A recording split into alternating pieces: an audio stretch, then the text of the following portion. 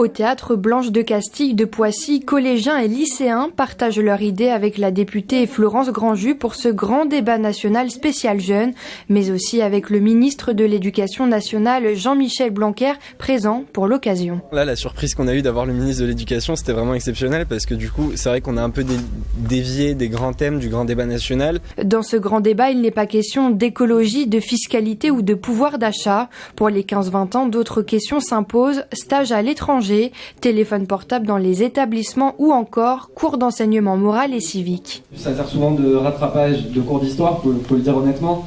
Donc voilà, c'est dommage parce que la citoyenneté mérite un peu plus qu'une demi-heure par semaine. Nous, on est quand même ceux qui vont être la nouvelle génération qui va faire la suite de notre pays.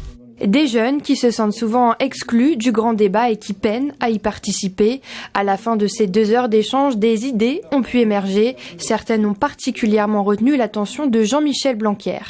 C'est un moment très agréable parce qu'on voit les jeunes qui ont envie de s'engager, qui ont aussi beaucoup de questions à poser. Par exemple, il y en a un qui a proposé une banque de stage, etc. Donc on sent aussi des tonalités, on sent des attentes de la jeunesse sur certains sujets. Et c'est important de pouvoir, grâce au grand débat, capter ces idées. On a tout l'avenir devant soi quand on a 15-16 ans.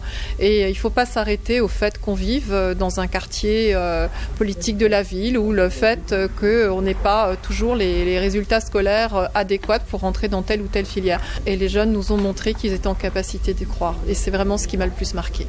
Le grand débat national se clôturera le 15 mars.